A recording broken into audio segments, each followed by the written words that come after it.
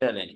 बिस्मिल्लाहिर्रहमानिर्रहीम में दोबारा से भी क्वेश्चन वन का आंसर मैं आपको डिस्कस कर रहा था, बता रहा था कि viruses are similar to viroids पूछा हुआ है। तो वायरॉइड का पहली बात आपको क्लियर होना चाहिए, तीन टर्म्स थी मैंने आपको कहा था, वो आपने तीनों क्लियर कर लेनी है माइंड में। एक वायरॉन, एक प्रायॉन और एक वायरॉइड। ठीक है। तो प्रायॉन में से प्रोटीन होती है, वायरॉइड आपको कहाँ लिखा नजर आएगा? ग्लॉसरी में।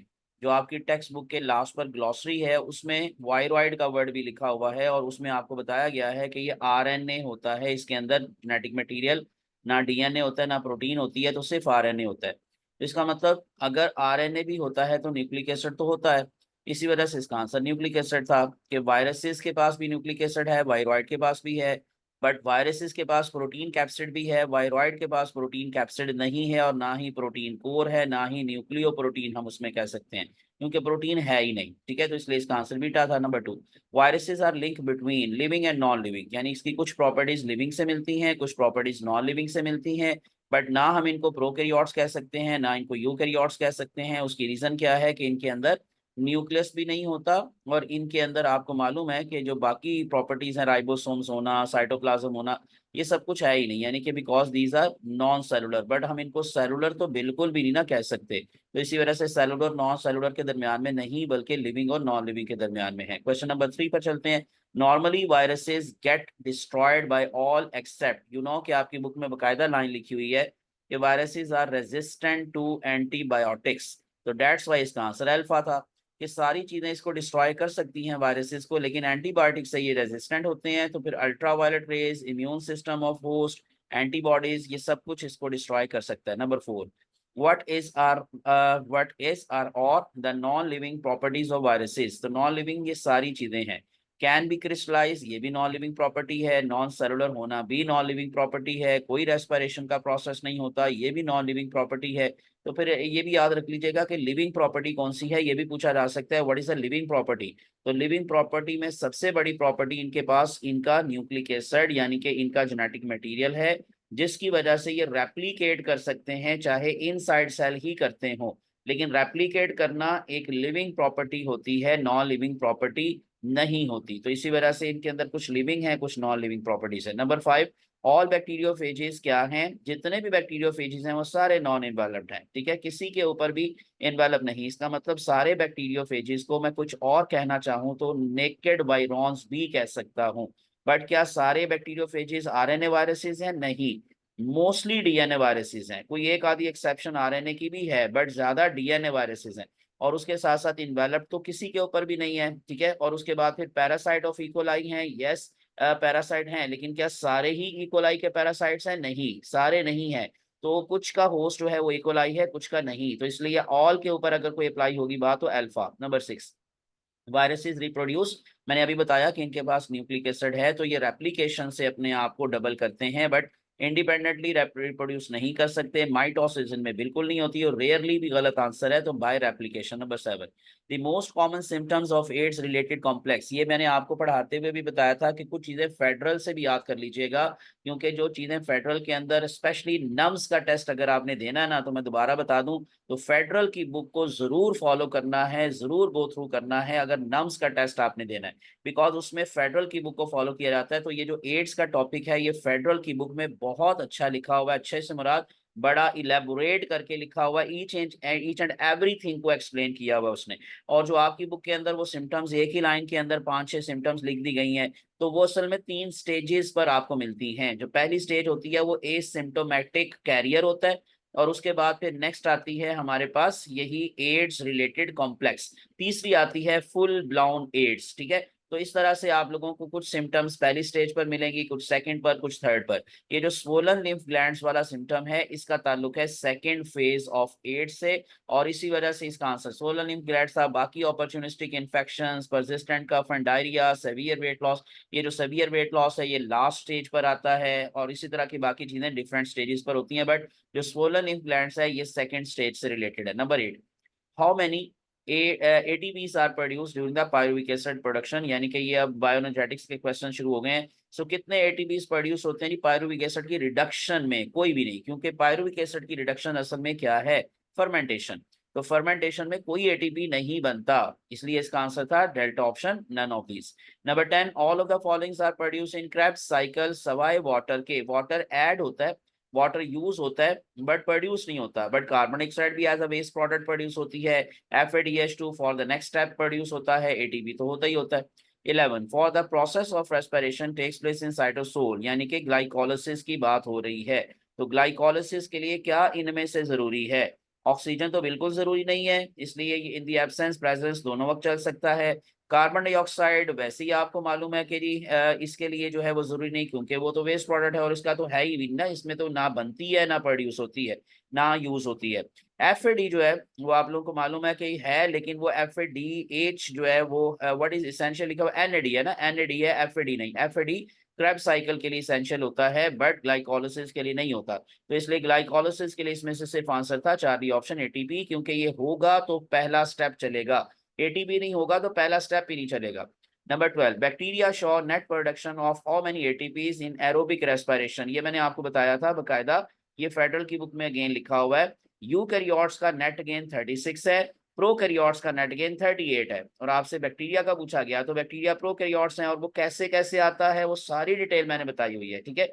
उससे रिलेटेड एक पूरी डिटेल वीडियो भी मेरे चैनल पर है, मैं इंशाल्लाह उसका लिंक भी आपको भेज दूंगा, कि अगर किसी को अभी भी क्लियर नहीं है कि 36 क्यों 38 क्यों, तो इसका पूरा एक पैटर्न है, पूरा एक मैकेनिज्म है, वो सारा मैंने एक्सप्लेन किया था, क्लास में भी किया था, ऑनलाइन भी बताया था, लेकिन दोबारा से मैं उसका भी लिंक आपको शेयर भेज दूंगा, वो भी जरूर देखिएगा क्योंकि ये बड़ा इंपॉर्टेंट कंसेप्चुअल पॉइंट है।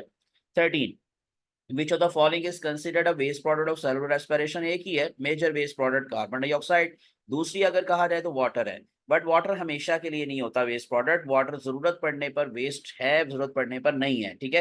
यानी कि अगर जरूरत है तो ये नहीं है वेस्ट, और अगर नहीं है तो फिर है, लेकिन कार्बन डाइऑक्साइड हमेशा के लिए वेस्ट प्रोडक्ट होता है, स्पेशली इन एनिमल्स, ये भी मैं आपको बता दूं एनिमल्स के दौरान, ठीक है। प्लांट्स में आपको पता है कि वो फोटोसिंथेसिस में यूटिलाइज भी कर लेते हैं, तो इसका वेस्ट प्रोडक्ट पूछा गया था तो इसका आंसर कार्बन डाइऑक्साइड होगा। 14, what is the starting molecule of glycolysis, तो शुरू ही ग्लूकोज से होता है, तो इसलिए चार्ली ऑप्शन, ये तो बहुत आसान था। Number 15, how many ATP molecules are used in the Krebs cycle, कोई एटीपी यूज नहीं होता, एक अकेला बनता है, यूज कोई भी नहीं होता, तो alpha is the answer, 0 ATP। 16, what role does oxygen play in the aerobic respiration, अब देखिए लंबी लंबी स्टेटमेंट्स, यही आपकी प्रैक्टिस करवानी है कि बच्चों टाइम की मैनेजमेंट यहाँ पर आती है कि आप जितना जल्दी आंसर दे सकें। आप देखें सम टाइम क्या होता है, अब यहाँ तो डेल्टा ऑप्शन आंसर है ना, लेकिन सम टाइम ये होता है कि आपको अल्फा पे आंसर मिल जाता है और आपको 100% श्योर होता है कि यही आंसर है, उस वक्त अपना टाइम बचाएं और उस वक्त फिर बीटा चार्ली डेल्टा पढ़े बगैर अगले क्वेश्चन पे चले जाएं, यानी अल्फा आंसर दे दें। लेकिन क्योंकि यहाँ पर अब अल्फा भी नहीं है बीटा भी नहीं, तो आपको सारी सारी स्टेटमेंट्स पढ़नी पड़ेगी। क्वेश्चन ये था कि what role does oxygen play in aerobic respiration, पहला ऑप्शन है it combines with acetyl co A, आपको पता है कि एसिटाइल को ए के साथ कोई ऑक्सीजन कंबाइन नहीं होती, यही बात खत्म। नंबर 2 पे it is given off as a by product during oxidation of pyruvate, नहीं, बाई प्रोडक्ट के तौर पर तो ये अगर बनती भी है ना तो फोटोसिंथेसिस में बनती है, रेस्पिरेशन में तो ये बाई प्रोडक्ट के तौर पर कहीं पे भी प्रोड्यूस नहीं होती। चाबी option it combines with water to help drive the formation of, नहीं, ये वाटर के साथ कोई, वाटर बनता है, ऑक्सीजन से वाटर प्रोड्यूस होता है आखिरी स्टेप में, लेकिन ये वाटर के साथ कंबाइन करती है, गलत, तो फिर एक ऑप्शन रह गया, वही इसका आंसर था। It is the final electron acceptor at the end of the electron transport chain, कि ये फाइनली रिड्यूस होती है जब इसके साथ हाइड्रोजन आकर अटैच होती है, इलेक्ट्रॉन्स अटैच होते हैं और फिर ये वाटर में चेंज हो जाती है। 17, where does last phase of the aerobic respiration, last phase का मतलब बेसिकली क्या है, लास्ट फेज का मतलब है इलेक्ट्रॉन ट्रांसपोर्ट चेन। अब इलेक्ट्रॉन ट्रांसपोर्ट चेन कहाँ चलती है जी, इनर कंपार्टमेंट, ये ऑप्शन गलत, मतलब इसमें ये की गलत है, मैं इसको चेंज कर देता हूँ, इसका आंसर डेल्टा नहीं है, तो इसका आंसर है जी इनर मेम्ब्रेन ऑफ माइटोकॉन्ड्रिया, ठीक है। मैं पहले इसको तो खत्म करता हूँ क्योंकि ये आपको कंफ्यूज कर देगी चीज के, आप लोगों को यहाँ डेल्टा ऑप्शन के ऊपर ये हाईलाइट दिखाई दे रहा है, इसका आंसर बच्चों ये है बीटा ऑप्शन, ये मैं आपके साथ इंशाल्लाह की शेयर भी कर दूंगा बाद में। तो बीटा ऑप्शन इसका आंसर है inner membrane of mitochondria, last phase जो है वो इलेक्ट्रॉन ट्रांसपोर्ट चेन है, और वो इनर मेम्ब्रेन ऑफ माइटोकॉन्ड्रिया पे चलता है। जो इनर कंपार्टमेंट है वो मैट्रिक्स है जहां क्रेब्स साइकिल चलता है। आउटर कंपार्टमेंट क्या है? इंटर मेम्ब्रेनल स्पेस, आउटर और इनर के दरमियान की खाली जगह, ठीक है। वहां पर कोई प्रोसेस तो नहीं चलता, लेकिन जो केमी ऑस्मोसिस के लिए हाइड्रोजन आयंस की एक्यूमुलेशन होती है ना, वो वहां पर होती है। और सॉल्युबल पार्ट साइटोप्लाज्म का जो साइटोसोल है वहां ग्लाइकोलाइसिस चलता है। 18 the correct metabolic pathway of citric acid cycle. ये देखें, ये अगेन आपका टाइम वेस्ट करने वाले क्वेश्चंस है, और ये आएंगे, इस तरह के क्वेश्चंस आएंगे, ये मैं आपको बता दूं। क्योंकि जहां लंबी लंबी स्टेटमेंट्स हों, ज्यादा टाइम लगे बच्चे का, वो ज्यादा ऐसे क्वेश्चन डालते हैं ताकि आपकी टाइम मैनेजमेंट जो है वो खराब हो जाए। तो इस वजह से इस तरह के क्वेश्चन मैंने डाले ताकि आपकी जरा प्रैक्टिस हो। The correct metabolic pathway of citric acid cycle क्या है? Beta option is the answer. Citrate से आइसोसिट्रेट बनता है, डायरेक्टली तो नहीं बनता, लेकिन इससे नेक्स्ट ये बनता है, उससे आगे अल्फा कीटोग्लूटारेट, उससे आगे सक्सीनाइल को ए, उससे आगे सक्सीनेट फ्यूमारेट। मैंने कहा था इस तरतीब को याद रखने के लिए ना एक सेंटेंस मैंने आपको बताया था, वो आप याद कर लीजिएगा, उससे ये सारा सीक्वेंस याद हो जाता है। और वो सेंटेंस क्या था? Citric acid is a silly stupid funny molecule. ठीक है, ये मैंने आपको सेंटेंस बताया था कि सिट्रिक एसिड इज का मतलब आइसोसिट्रेट, आ का मतलब अल्फा कीटोग्लूटारेट, फिर सिली का मतलब सक्सीनाइल को ए, फिर स्टूपिड का मतलब सक्सीनेट, फिर उसके बाद फनी का मतलब फ्यूमारेट, फिर उसके बाद मालिक्यूल मैलेट एंड ऑक्सलेट। ठीक है, तो इस तरह से ये पूरा सेंटेंस याद करने तो सीक्वेंस सारा याद हो जाता है automatically. 19 the eukaryotic cell contains a net gain of dash ATP. अब देखें, वो पूछा गया था प्रोकैरियोट का, उसी तरह का क्वेश्चन दोबारा आ गया, तो मैं बता चुका हूं। यूकैरियोट्स में नेट गेन 36 है, प्रोकैरियोट्स में 38 है। 20 reactions of Krebs cycle occur in mitochondrial inner compartment matrix. Matrix area की बात हो रही है, तो उसी को हम इनर कंपार्टमेंट कहते हैं। तो alpha is the answer. 21 the most abundant organic molecules in nature. अब ये बायोलॉजिकल मॉलिक्यूल्स के क्वेश्चन शुरू हो गए हैं। Carbohydrates is the most abundant organic molecule in nature. वैसे आपको कहा जाए कि वाटर की तरफ आपका ध्यान जा सकता था, लालच आपको दी गई पानी क्लिक कर, लेकिन यू नो कि वो इनऑर्गेनिक है। ये ऑर्गेनिक पूछा हुआ है और नेचर पूछी हुई है, तो नेचर में कार्बोहाइड्रेट्स है, हाँ सेल पूछा होता तो प्रोटीन आंसर होता। 22 according to the general formula of fatty acid which is always present. You know कि जनरल फार्मूला क्या है? RCOOH। ठीक है, यानी आर का डिफरेंस होता है, बाकी सब फैटी एसिड में कार्बोक्सिलिक ग्रुप जरूर होता है।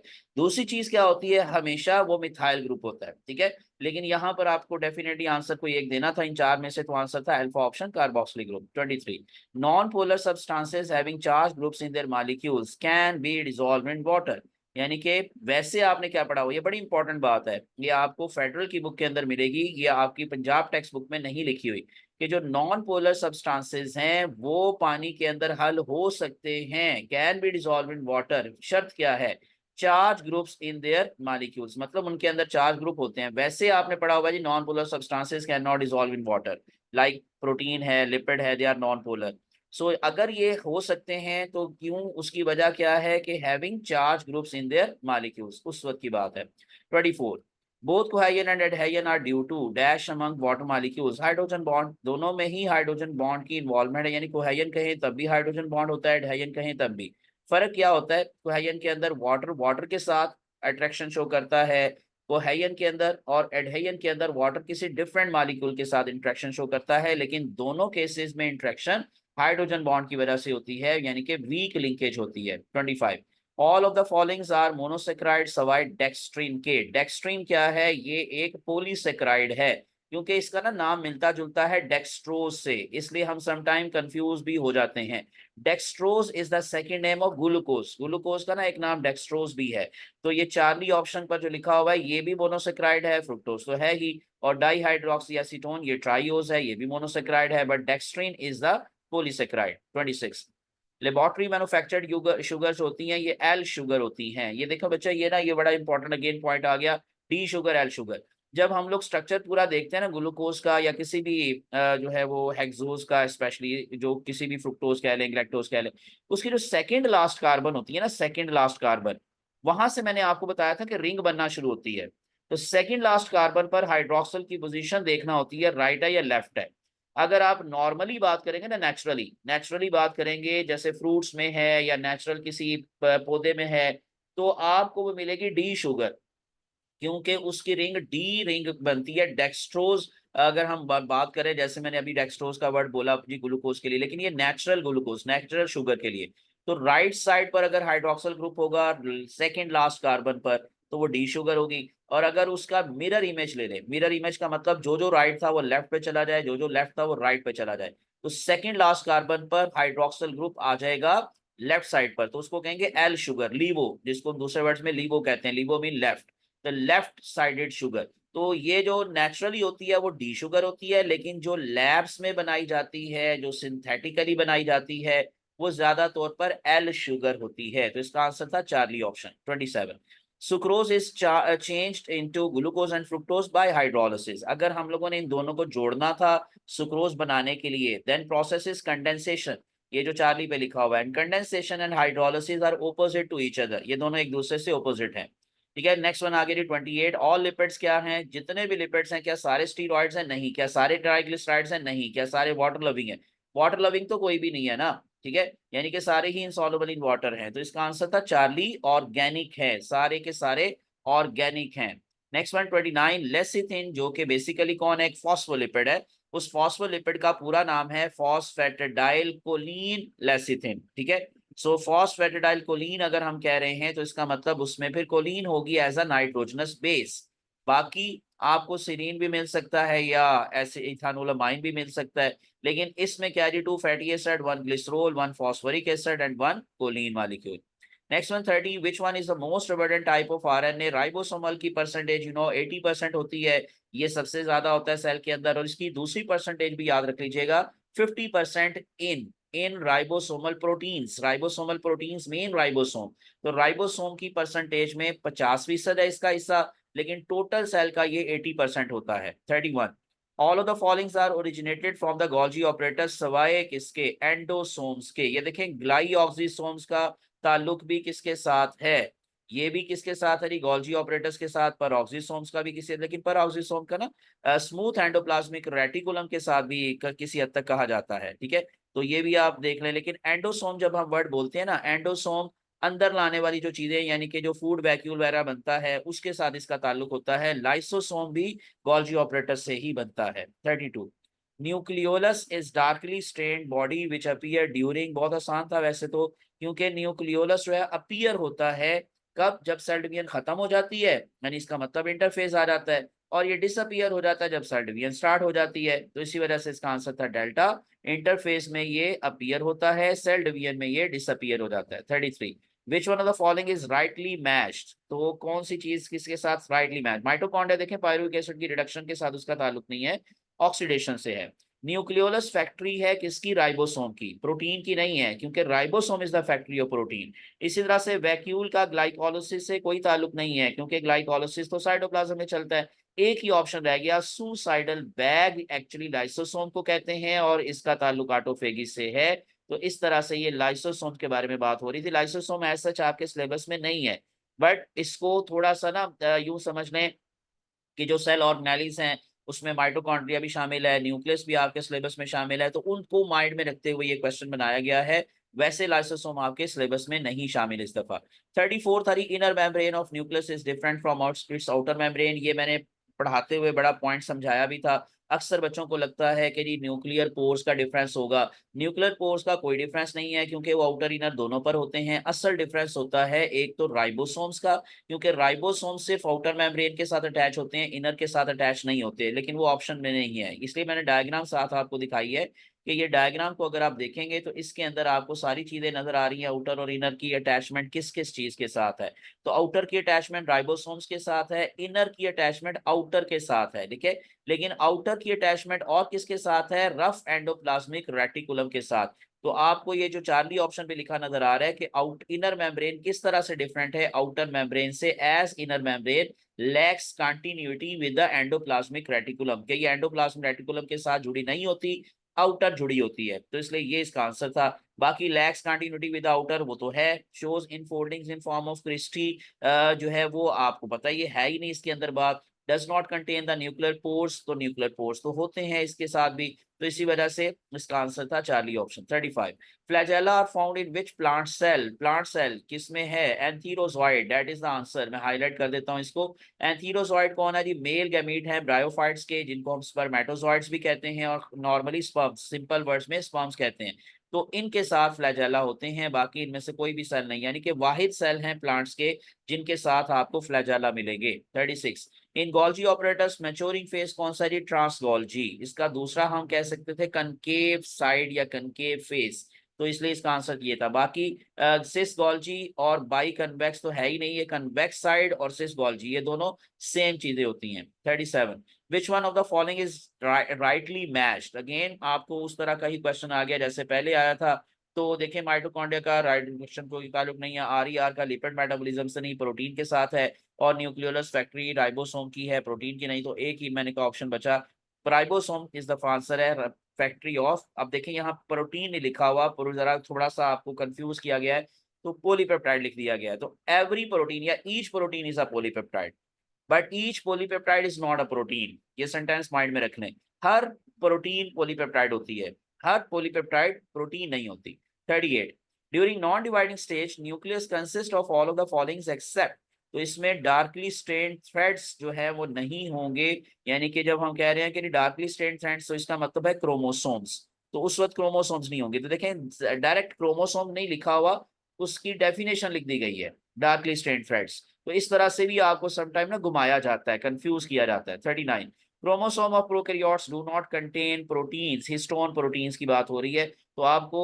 प्रोकैरियोट्स के क्रोमोसोम में सिर्फ डीएनए मिलेगा, कोई प्रोटीन नहीं मिलेगी। एंड लास्ट क्वेश्चन था, inner compartment of mitochondria is bounded by, यानी कि बेसिकली मैट्रिक्स की बात हो रही है, तो मैट्रिक्स को बाउंड तो इनर मेम्ब्रेन करती है, पहली बात।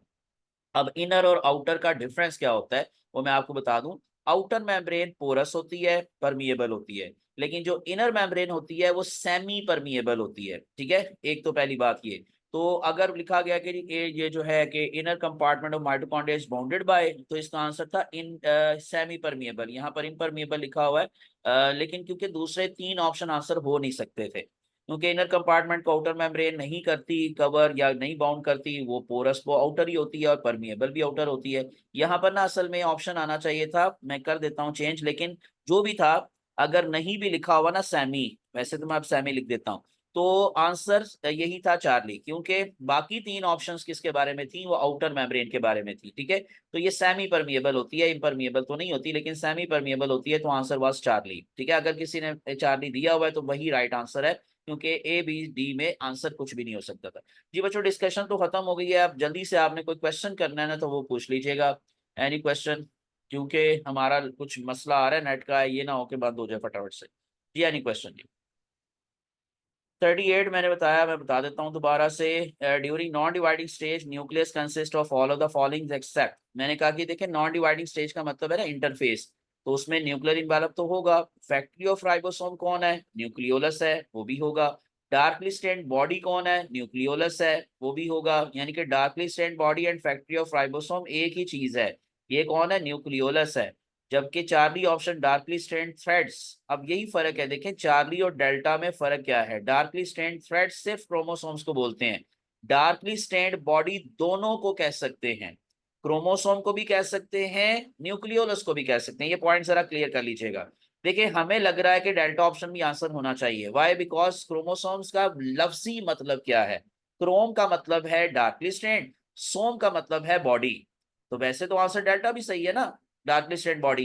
बट मैंने आपको बताया कि जब चार ऑप्शन में से बेस्ट ऑप्शन लेना हो तो फिर हम एक को अगर लेना चाहते हैं तो चार्ली को लेंगे, वाई, बिकॉज न्यूक्लियोलस को थ्रेड्स नहीं कहा जा सकता, जबकि थ्रेड्स का वर्ड सिर्फ क्रोमोसोम्स के लिए यूज हो सकता है, हाँ बॉडीज दोनों को कह सकते हैं, न्यूक्लियोलस को भी कह सकते हैं, क्रोमोसोम को भी कह सकते हैं, बट थ्रेड का वर्ड सिर्फ क्रोमोसोम के लिए यूज होता है, तो दैट्स वाई बेस्ट ऑप्शन था चार्ली ऑप्शन। क्लियर हो गया? चलें जी, कोई और बात पूछनी हो बच्चों, इसके अलावा कोई क्वेश्चन? क्लियर है? बाकी बाकी ये है कि बेटा अब जिसका जो रह गया ना सिलेबस में, मैंने जैसे आपको बोला कि इंशाल्लाह मैं कह दूंगा तो